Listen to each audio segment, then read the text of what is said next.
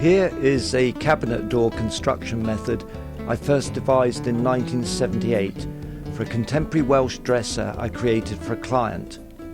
Now the piece was made of solid elm, which is prone to movement.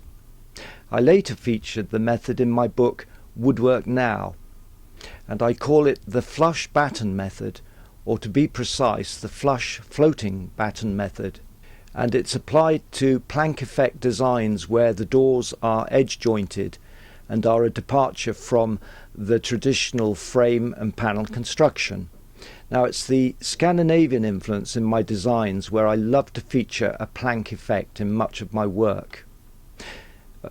Of course, some doors can be just edge jointed, as in this design for a sewing desk, where I've used ash, which is a more stable timber and not so likely to bow as elm.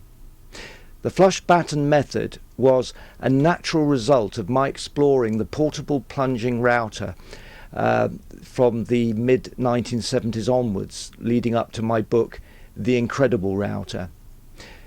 My method would not have been possible with any other tool, as the flat bottom straight cutter could be set to a depth literally 2 or 3 millimeters short of the outer surface, a method I've used also for creating short stub tenons in tabletops.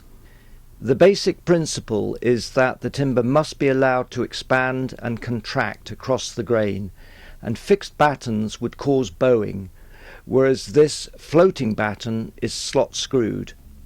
The tricky calculation is allowing enough depth of remaining stock to screw into, and so the rule of thumb for my batten method is 2/3 the thickness. An added feature is to run routed grooves down each of the board joints. Now this helps reduce any likely bowing of the boards. An even finer detail is to raise the batten fractionally from the surface by way of running a routed bevel, so it's slightly proud of flush, but adds a little more stoutness to the batten. Either 2 or 3 battens can be set in.